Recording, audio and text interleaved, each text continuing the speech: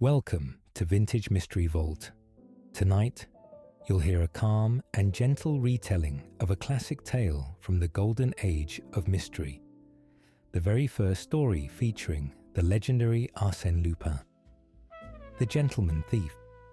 This story is from the year 1907. Over a century ago, a time of steamships, handwritten letters, and quiet, elegant intrigue.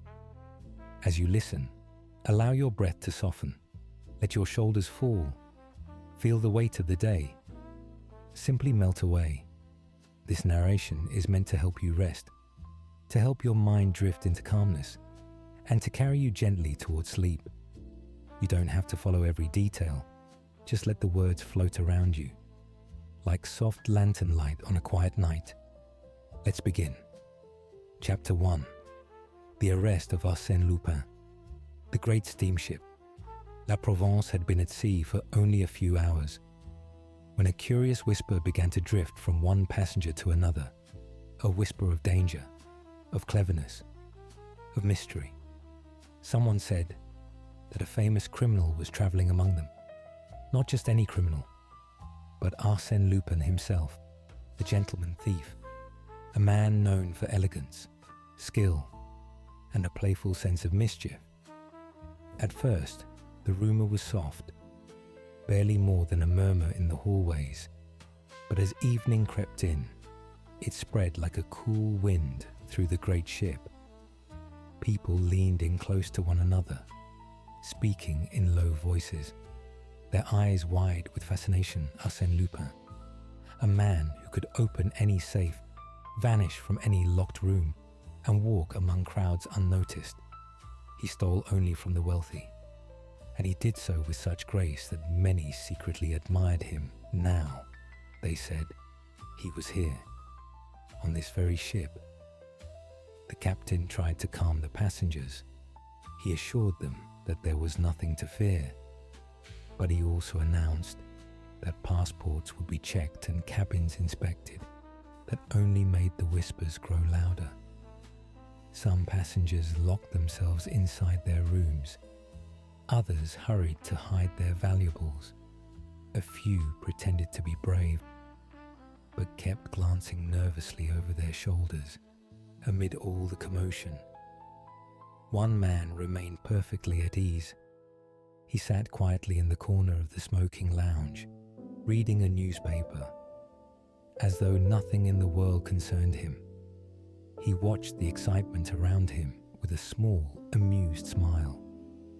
The kind of smile a man wears when he knows more than everyone else in the room. Later that evening, the captain discovered a letter slipped under his door. It was written in elegant handwriting. It said, "I believe Arsène Lupin is traveling with us, under the name R.R. He is disguised.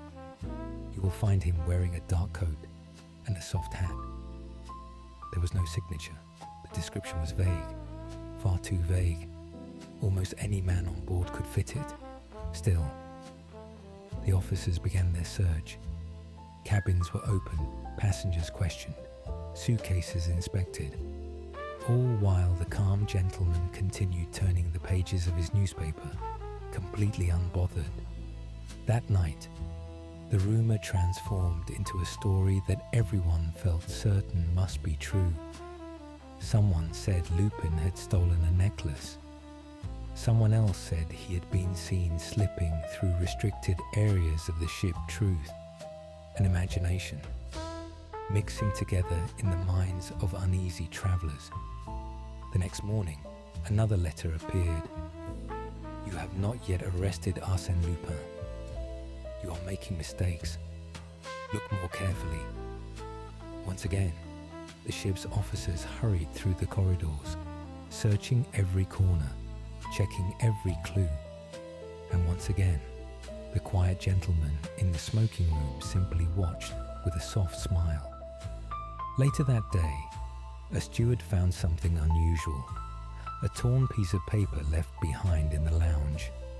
It seemed to be part of a letter, written by Arsène Lupin himself, a discovery that threw the officers into a burst of energy. they seized a man who matched the vague description. He protested loudly, insisting they had made a terrible mistake. But the passengers, hungry for resolution, were convinced he must be the thief. For the rest of the journey, that poor man was kept under guard. When the ship finally reached port, officers led him away triumphantly. The passengers applauded. They believed the great thief had been captured. But that evening, in a quiet cafe in the city of Havre, a calm gentleman sat with a newspaper. He opened it slowly and read the headline, "Arsène Lupin captured at sea." A soft laugh escaped him, a quiet, knowing laugh, full of mischief and delight. He whispered, "If only they knew." Then he folded his paper, finished his drink, and stepped into the night.